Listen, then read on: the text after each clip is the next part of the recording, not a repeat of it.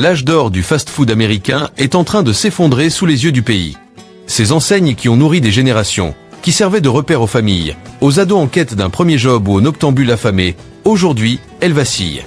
Les prix ont explosé, la clientèle s'est évaporée, et les franchisés abandonnent leurs restaurants par centaines. McDonald's, Wendy's, Pizza Hut, Popeyes, l'empire de la restauration rapide, autrefois symbole de la vie à l'américaine, brûle sous la pression de l'inflation, des coûts et des nouvelles habitudes alimentaires. 2025 n'est pas juste une année compliquée. C'est l'année où le rêve du drive se délite. La vraie question n'est plus qui va tomber, mais qui va réussir à tenir. Numéro 15, Denny's. Pendant des décennies, Denny's a été le refuge nocturne de l'Amérique qui travaille tard, de ceux qui révisaient toute la nuit ou de ceux qui traversaient le pays au volant de leur camion. Aujourd'hui, cette image s'efface. La chaîne qui se vantait autrefois d'être toujours ouverte ferme désormais des restaurants dans un silence presque gênant. Près de 180 établissements doivent disparaître d'ici la fin de l'année. Les raisons s'empilent, coûts en hausse, baisse massive de fréquentation et une clientèle qui n'a plus les moyens. Les assiettes petit déjeuner qui tournaient autour de 7,99 $ dépassent maintenant les 14 $. Même le café à volonté a disparu, remplacé par une surtaxe maladroite. Les salles qui vibraient encore à 3 heures du matin ne sont plus que rangées de banquettes vides, éclairées par des panneaux à louer. Les dirigeants le reconnaissent, l'économie nocturne s'est effondrée. Beaucoup de restaurants ne trouvent même plus de personnel pour maintenir les horaires 24 heures sur 24. Dans de nombreuses petites villes du Midwest, la fermeture de Denny's frappe particulièrement fort. Ce n'était pas qu'un restaurant, c'était un lieu de vie, un espace communautaire. On y offrait des repas abordables, on y employait des habitants, on y croisait des voyageurs. Maintenant, les stationnements que les néons rendaient vivants sont plongés dans le noir. Financièrement, le tableau est sombre, vente en baisse de 5,8%, profit en chute de 40%, inflation et hausse des loyers qui écrasent les marges, franchisés à bout qui abandonnent leurs enseignes. La vérité est difficile à avaler. Denny's ne perd pas seulement des clients, il perd sa place dans la société. Les plus jeunes veulent des smoothies, des bowls protéinés, du Wi-Fi et des coffee shops branchés. Le dîner américain, ce symbole des films et de l'American Way of Life, devient une relique d'un pays qui n'existe plus vraiment. Numéro 14, Wahlburger. Le projet avait tout pour briller, une chaîne soutenue par des célébrités, un concept glamour autour du burger hollywoodien. Et pourtant, la réalité rattrape le rêve. En 2025, Wahlburger s'effondre pour les mêmes raisons que tant d'autres. Coûts en hausse, loyers exorbitants et une classe moyenne qui rétrécit. Les franchisés rapportent une chute de fréquentation de plus de 30%. Et de nombreux restaurants de la Floride au Nevada ont fermé sans un bruit, parfois avec un simple panneau fermé temporairement. Le problème est limpide. Un repas pour une famille de 4 tourne autour de 58 $ sans les boissons. Dans une économie où les courses coûtent 20% de plus, les gens refusent de payer un prix de restaurant chic pour un burger. Le nom des célébrités ne suffit plus. Certains franchisés ont même porté plainte pour promesses non tenues et manque de soutien. Le programme de fidélité ne fonctionne plus, les réseaux sociaux se sont tus, et le grand projet d'expansion à 100 restaurants a été discrètement retiré du site officiel. Beaucoup de points de vente ne fonctionnent plus que via les applications de livraison, une manœuvre désespérée pour rester en vie dans un marché saturé. La star qui attirait autrefois la foule est désormais devenue un handicap. Dans un pays où les familles surveillent chaque dollar, personne ne veut payer plus cher pour une sauce signée Mark Wahlberg. Ce qui devait être une aventure fun et brillante est en train de se terminer comme tant d'autres, une victime de la récession des restaurants américains. Numéro 13, Salad & Go. Cette chaîne devait révolutionner le fast-food, rapide, saine, pas cher. Mais en 2025, son expansion fulgurante se retourne contre elle. Passer de 70 à près de 300 restaurants en 3 ans aurait pu être spectaculaire, si les coûts n'avaient pas explosé. Plusieurs adresses au Texas, en Arizona et au Nevada ont dû fermer, étouffées par le prix des ingrédients et les problèmes logistiques. L'idée était belle, des salades fraîches à moins de 6 $, servies depuis une petite cuisine drive. Mais sur le terrain, les prix de la romaine ont grimpé de 40%, l'avocat a triplé, et les clients se retrouvent avec des bols à 11 $. Les marges ont fondu, tout comme l'enthousiasme initial. Les équipes, surchargées et mal payées, quittent la chaîne en masse, plus de 150% de turnover par an. Les investisseurs qui voyaient en Salad & Go le futur Chipotle commencent à douter, certains à prévoir un rachat d'urgence avant 2026. Le plus ironique, c'est que le concept reste pertinent. Les Américains veulent manger plus sain. Mais dans un pays où beaucoup doivent déjà choisir entre carburant et loyer, une salade à 12 $ est un luxe. Le rêve d'un fast-food healthy accessible à tous se heurte à une réalité brutale. Comment nourrir sainement une population qui n'a plus les moyens de déjeuner? Numéro 12. Boston Market. Boston Market a longtemps incarné la cuisine maison version fast-food. Poulet rôti, purée, sauce, une chaleur familière. Aujourd'hui, l'enseigne vit un cauchemar. Depuis 2023, plus de 400 restaurants ont fermé et l'entreprise croule sous les dettes. Certains employés n'ont pas été payés depuis des mois, des propriétaires réclament des loyers impayés, et même le siège du New Jersey a été expulsé pour plus d'1 million de dollars de dettes locatives. Certaines adresses sont figées dans le temps, enseignes délavées, cuisine vide, portes verrouillées avec une pancarte en rénovation qui pend là depuis 1 an. Les ventes ont chuté de plus de 70% depuis 2019. Les fidèles clients ont fini par tourner la page. Même la chaîne d'approvisionnement s'est effondrée. En 2024, des fournisseurs de poulet ont rompu les contrats à cause de millions impayés. C'est un choc émotionnel autant qu'économique. Beaucoup de familles avaient fait de Boston Market une tradition, un repas de fête, un symbole de réconfort. Voir ces restaurants abandonnés, avec de l'herbe qui pousse entre les fissures du parking, donne une étrange impression de pays laissé à l'abandon. Boston Market n'est plus seulement une entreprise qui s'écroule, c'est une page de la culture américaine qui se tourne, brutalement. Numéro 11. Little Caesar. Little Caesar, c'était l'ultime refuge des fins de mois difficiles. La pizza hot and ready à 5 $, repas miracle de millions de foyers modestes. Mais en 2025, même cette bouée de sauvetage coule. L'inflation, les pénuries d'ingrédients et la chute des profits ont brisé le modèle. La pizza à 5 $ est devenue une pizza à 8 ou 9 $, et cela change tout. Les fermetures se multiplient dans le Michigan, l'Ohio ou la Floride. Les ventes en livraison, pourtant essentielles ces dernières années, ont reculé de 18%. Le fromage coûte 40% plus cher qu'en 2023. Le pepperoni n'a jamais été aussi onéreux. Pour une enseigne aux marges minuscules, c'est mortel. Les clients râlent. Pizza tiède, retard, équipe débordée. Les franchisés accusent le siège d'augmenter les coûts tout en ignorant la réalité locale. Ce qui rend la chute de Little Caesar si triste, c'est ce que la marque représentait. Un moyen simple de se faire plaisir quand tout allait mal. Aujourd'hui, les familles se tournent vers les pizzas surgelées du supermarché, moins chères. Les fours tournent encore. Mais l'espoir, lui, n'est plus là. Numéro 10. Taco Bell. Taco Bell, c'était le royaume du chaos joyeux. Menu délirant, file d'attente nocturne, énergie jeune et décalée. En 2025, cette étincelle a disparu. La fréquentation recule de 11%, les marges n'ont jamais été aussi faibles depuis 20 ans, et même le fameux menu à 1 $ appartient au passé. Les combos qui coûtaient 5,99 $ flirtent maintenant avec 9,50 $. Pour les jeunes, cœur de la clientèle, c'est un non. Résultat, plus de 250 restaurants pourraient fermer ou changer d'enseigne d'ici la fin de l'année. Dans les coulisses, les franchisés grondent. Entre hausse des frais, prix des ingrédients et décisions opaques, beaucoup accusent le siège d'avoir sacrifié la marque sur l'autel du profit. Et quand une enseigne construite sur l'accessibilité perd sa valeur, elle perd son âme. Même les retours d'anciens produits mythiques comme la Mexican Pizza n'ont pas relancé la machine. Les consommateurs ne veulent plus de nouveautés farfelues, ils veulent des prix stables. Pour toute une génération, Taco Bell représentait la liberté, les soirées improvisées, l'insouciance. Aujourd'hui, ce n'est qu'un symbole de plus d'une économie où même un taco devient un luxe. Numéro 9. Popeye. On se souvient tous de la folie de 2019 autour du sandwich au poulet de Popeye. Mais cette époque semble très loin. En 2025, la chaîne subit un violent revers. Trafic en baisse de 15%, vente en recul de 7%, et un combo autrefois à 6,99 $ frôle maintenant les 12 $ dans certaines villes. Pour beaucoup, c'est trop. Les franchisés suffoquent, huile de friture en hausse de 32%, poulet en hausse de 28%, loyer exorbitant, et une stratégie marketing centrée sur des produits éphémères qui déroutent plus qu'elle ne fidélise. Les temps d'attente en drive explosent, la satisfaction client est tombée sous la barre des 70%, et l'expansion internationale a siphonné des ressources vitales aux restaurants américains. Des fermetures apparaissent du sud à la côte est. Pour les foyers modestes, Popeye représentait cette petite récompense, ce moment gras et réconfortant.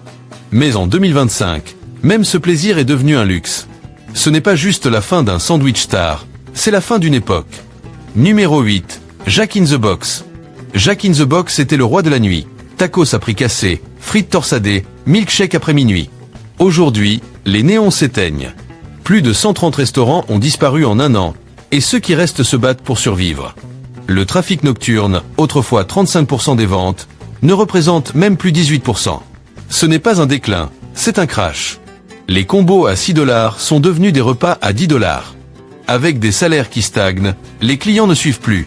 Les ventes ont chuté de 9% dans le deuxième trimestre 2025, la pire performance depuis 10 ans. Les franchisés reprochent au siège de pousser les plateformes de livraison, qui grignotent les marges et forcent les prix à grimper. L'identité même de la marque se dilue. Elle tente de concurrencer McDonald's le matin, Taco Bell la nuit, Chick-fil-A sur le poulet, et échoue partout. Les étudiants, les travailleurs de nuit, les noctambules, tous ceux qui faisaient vivre les restaurants tard le soir, ne sont plus là. Dans certaines zones, la montée de l'insécurité a même poussé des restaurants à renoncer à ouvrir 24 heures sur 24, perdant leur unique avantage. La chute de Jack in the Box raconte quelque chose de plus large. La nuit américaine, jadis pleine de rires, de rencontres improbables et de repas à pas cher, s'efface. La mascotte au sourire étrange a perdu sa scène, et les clients avec. Numéro 7, Dairy Queen. Pour des millions d'Américains, Dairy Queen faisait partie de l'enfance. C'était la petite récompense après l'école, la glace qui rafraîchissait les après-midi d'été, un lieu où se créaient des souvenirs simples mais précieux. Mais en 2025, cette magie fond littéralement entre les doigts. Les revenus ont chuté de 12% en un an, et plus de 200 établissements ont fermé, surtout dans les zones rurales. Dans de nombreuses petites villes, DQ était parfois le seul endroit où l'on pouvait s'offrir un dessert. Aujourd'hui, ces devantures affichent des panneaux fermés définitivement là où autrefois flottait l'odeur sucrée de la glace à l'italienne. Le problème ne se limite pas à l'inflation, c'est toute la place de la marque qui vacille. À mesure que les familles restreignent leurs dépenses plaisir, la consommation de glace s'écroule dans tout le pays. Un blizzard moyen vendu 4,29$ en 2019 coûte désormais plus de 7$, un prix qui fait fuir les foyers modestes qui constituaient pourtant le cœur de la clientèle. Et même les tentatives de modernisation, commandes sur mobile, menus numériques ont mis les franchises en difficulté, car ces mises à jour coûtent des dizaines de milliers de dollars que beaucoup n'ont plus les moyens d'investir. Le manque de personnel n'arrange rien. Certains restaurants n'arrivent même plus à maintenir des horaires complets, et les plaintes liées au service explosent de 40%. Les experts le disent clairement, avec des marges sous les 4%, survivre relève presque de l'impossible. Le plus dur, c'est l'impact émotionnel. Dairy Queen n'était pas qu'une enseigne, c'était un repère, une parenthèse sucrée, un morceau de nostalgie. Mais la nostalgie, malheureusement, ne paie ni le loyer ni les salaires. Et en 2025, l'une des chaînes glacées les plus emblématiques du pays disparaît lentement, comme un cornet laissé trop longtemps au soleil. Numéro 6, KFC. KFC a longtemps régné sur le poulet frit. C'était un symbole de réconfort, de tradition et de repas partagés en famille. Pourtant, 2025 marque une année noire. En 2 ans à peine, près de 500 restaurants ont disparu du paysage américain.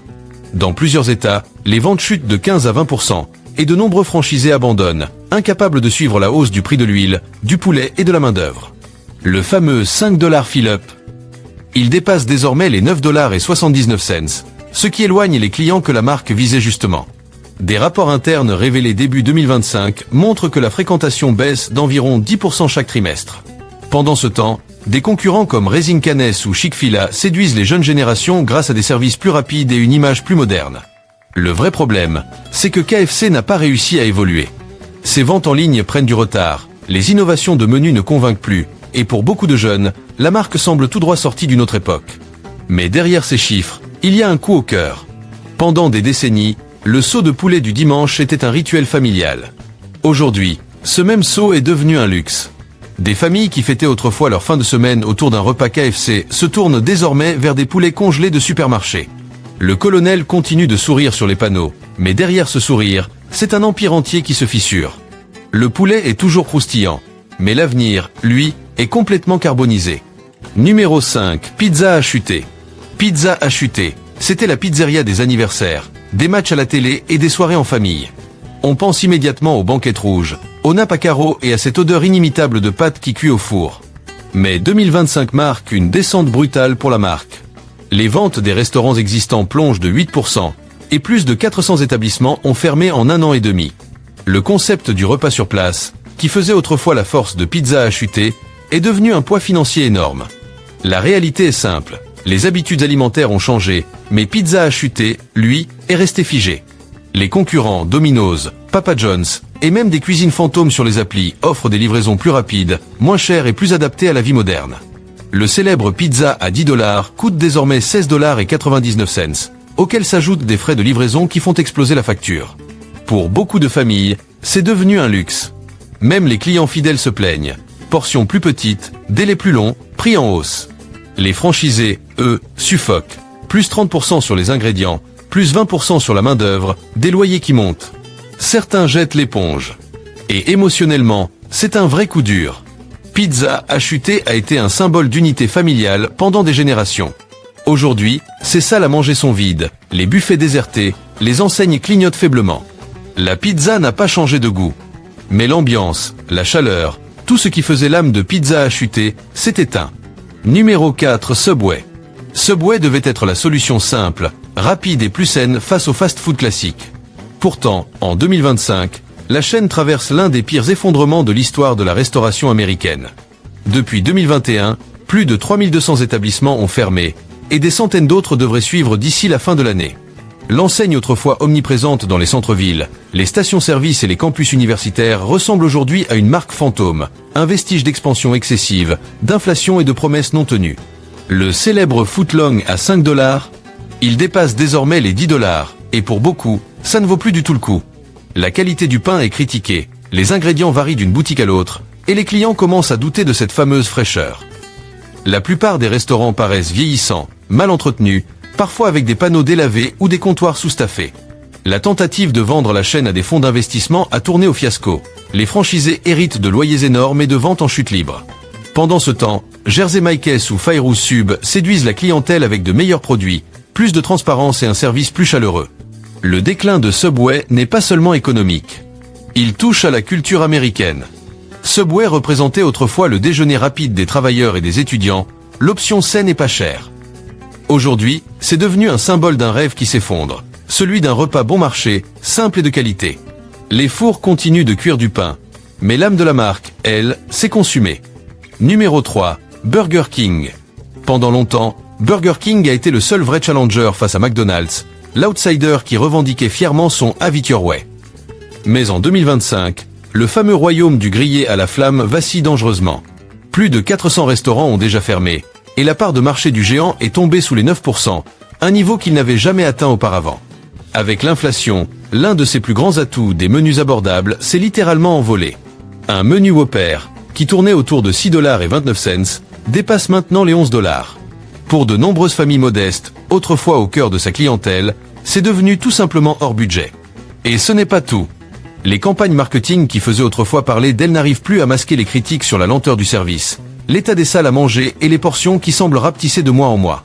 En coulisses, c'est encore plus chaotique. Des franchisés demandent carrément à la direction d'intervenir, affirmant qu'ils perdent de l'argent depuis des mois. Rien qu'en 2025, plusieurs dizaines de restaurants ont déposé le bilan, surtout dans l'Ohio, le Michigan et la Floride. Les dirigeants pointent du doigt des problèmes opérationnels, mais les employés, eux, parlent franchement de mauvaise gestion et de décisions motivées par l'avidité. Mais la chute de Burger King n'est pas seulement financière. Pendant des générations, c'était la chaîne de ceux qui voulaient faire les choses à leur façon, un symbole de liberté, de personnalisation, d'attitude. Aujourd'hui, cet esprit rebelle a disparu.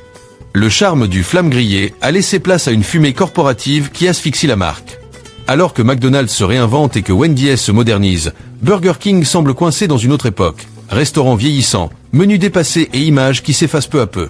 La couronne brille toujours dans les pubs, mais derrière les comptoirs, il ne reste plus grand-chose du royaume. En 2025, l'ancien numéro 2 du burger américain se transforme doucement en un fantôme de plus dans le monde de la restauration rapide. Numéro 2, Wendy's. Pendant des décennies, Wendy's était le bon élève du trio des burgers. Une marque qui misait sur la fraîcheur, la transparence et un certain côté honnête. Quality is our recipe, comme il disait. Mais en 2025, même Wendy's ne parvient plus à tenir debout face à la tempête économique qui frappe le secteur. Le trafic en restaurant a chuté de plus de 6%, et les franchises ferment plus vite qu'elles ne rénovent. Rien que cette année, plus de 140 établissements ont mis la clé sous la porte, et de nombreux autres signalent des marges intenables. Et les chiffres parlent d'eux-mêmes. Le fameux 4 pour 4 $, symbole absolu du rapport qualité-prix, coûte désormais presque 8 $. Même le Frosty, autrefois à 99 cents, a doublé de prix. Pour un parent de la classe ouvrière qui essaie d'offrir un petit plaisir aux enfants, Wendy's n'est plus une option économique, c'est devenu un luxe. Et derrière le logo de la petite rousse souriante, la situation n'est pas plus réjouissante. Le prix du bœuf a bondi de 24%, les commissions des applications de livraison grignotent les profits, et les exigences de modernisation imposées par le siège coûtent des sommes folles. Les franchisés commencent à perdre patience. Selon eux, l'innovation, ça ne paie pas les factures. Mais le vrai drame est ailleurs. Wendy's s'est construit une réputation de confiance, de produits frais, de simplicité. Aujourd'hui, les réseaux sociaux se moquent de ces burgers qui rétrécissent et de ces frites molles. Le Frosty continue de tourner dans les pubs, mais le cœur de Wendy's, cette image d'honnêteté et de proximité, fond sous la pression de l'inflation et d'un management épuisé. En 2025, l'expérience Wendy's est devenue plus froide, moins accueillante, presque étrangère pour les clients qui l'ont connue autrefois. La petite fille rousse continue de sourire sur les gobelets, mais les clients, eux, ne lui rendent plus le sourire. Numéro 1, McDonald's.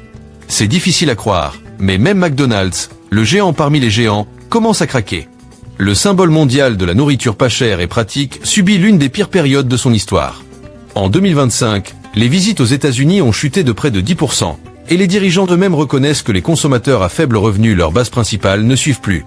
Et comment leur en vouloir? Le fameux menu à $1 a disparu.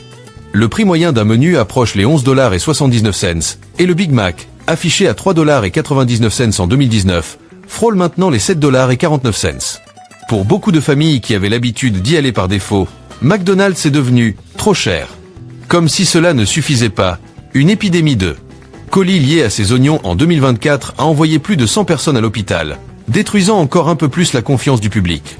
Les franchisés, de leur côté, n'en peuvent plus, loyers qui grimpent, coûts de main-d'œuvre en hausse, matières premières plus chères, et un siège qui impose des bornes digitales et des systèmes d'IA qui perturbent autant qu'ils améliorent, surtout pour les clients plus âgés.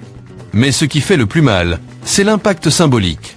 Pendant des décennies, McDonald's représentait une idée simple, celle du rêve américain abordable. Un endroit familier, lumineux, accessible à tous.